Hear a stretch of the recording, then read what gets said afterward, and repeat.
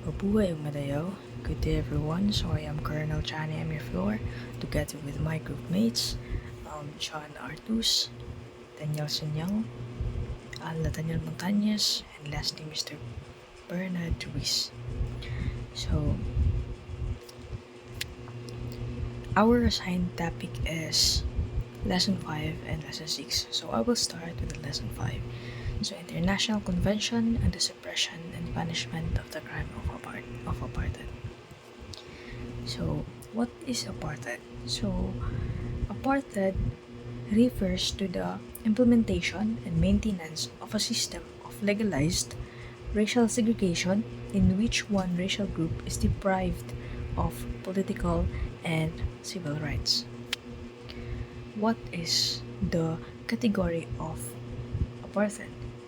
So, the act of apartheid considered as a crime against humanity. So, who are criminally liable of apartheid? So, those organization, institution, individuals committing a crime of apartheid. Next.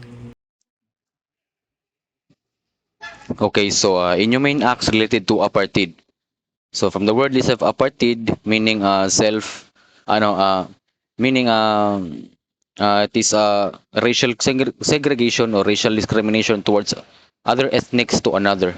It is a denial to a member or members of a racial group or groups of the right to life and liberty of persons. Good evening, everyone. I'm John Gonzalez Artos. I'm going to report Lesson 6, the Convention on the Elimination of All Forms Discrimination Against Women, also known as CEDAW. Next slide, please. What is the spirit of CEDAW?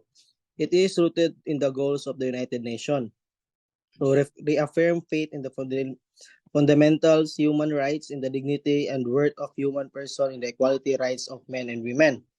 So, nabuhat ning CEDAW kay siyempre sa unang panahon, walay rights kayo ang women.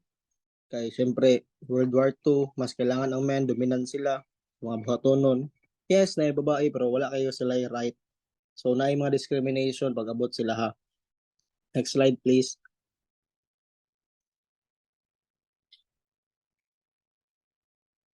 What is meant by discrimination against women? It mean any distinction, exclusion, or restriction made by a community based on a sexual representation of a woman. It can affect the recognition, enjoyment, and the status of a woman.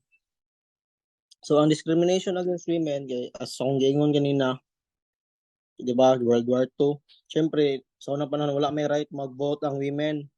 Wala sila wala dyan sila pulos ba, murag ang duty lang nila kay nakuan lang sa balay, magluto. So, because ganing CEDAW, napasa ni siya, mas na-lesson jud or nawala, dili man siya nawala, na good yapon, pero na-lesson lang ang discrimination. Unya, ma-recognize na po ang women, kaysa una dili, na siya right to vote.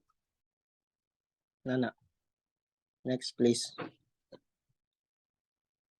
And the three foundational principles of CEDAW, syempre, non-discrimination, state obligation, o substantive equality. So, syempre, ilang principles dyan sa CEDAW, ibuhat na kay para wala discrimination sa gender, sa lalaking babae. Tapos, state obligation, kay para syempre, kung magbuhat sila papasar man siya. So, magsunod yun dapat ang tanan, kay syempre, kung di ka masunod naman siya consequences. Tapos, substantive equality, kay siya buhat pasabot, equal yun ta. Dapat yun equal. Measure to eliminate discrimination against women in the political and public life. So, the importance of measure to eliminate the discrimination against women in the political and public sphere is multifaceted. It fosters gender equality, ensuring that women have equal opportunities to participate in decision-making process that affect their lives. This empowerment leads to diverse perspective in governance, enhances democratic representation, and promotes social justice, addressing discrimination against women in politics and public life. Also upholds fundamental human rights, and also uploads fundamental and creating more inclusive and equitable societies. Measure to eliminate discrimination against women in the field of education. So, this is essential for fostering equality and empowerment by ensuring equal access to education. Women can acquire skills, knowledge, and opportunities on par with men, empowering them to make informed choices and actively participate in societal rules. This eradication of discrimination challenges gender stereotypes, emphasizing that women possess the same rights and abilities as men. Education for women correlates with poverty reduction, improves health outcomes, and contributes to building a more diverse and skilled workforce. Ultimately, it leads to societal progress, creating a positive cycle of development within communities and societies. As educated women become agents of change, positively influencing future generation and fostering economic and social advancement. Good day, sir. I'm Bernard F. Ruiz Jr. I discuss the measures to eliminate discrimination against women in the field of employment. So, eliminating workplace discrimination is crucial for gender equality.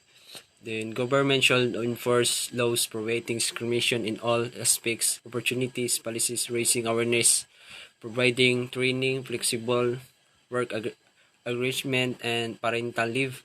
Policies, mentorship programs, and addressing harassment can also help. Then, measures to eliminate discrimination against women on the grounds of marriage and maternity.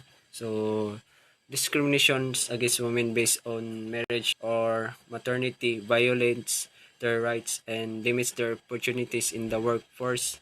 To eliminate such discriminations, government should enact and enforce legislation prohibiting such behavior, promoting awareness and education about women's rights, offering flexible work and arrangement, and establish support organizations policies. And this measure will help women balance their professional and professional life, ensure equal treatment, and support their transition back into the workforce after maternity leave. And that's all. Next is measures to eliminate discrimination against women in all matters relating to marriage and family relations. The same right to enter into a marriage, the same right to freely to choose a spouse, and to enter into marriage only with their free and full consent. The same rights and responsibilities during marriage and its dissolution. So for me, I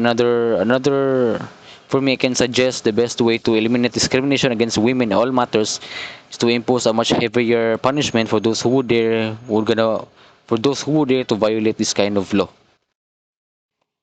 Uh, who monitors the implementation of the CEDAW by state parties? It is the Committee on the Elimination of Discrimination Against Women, composed of independent body of experts.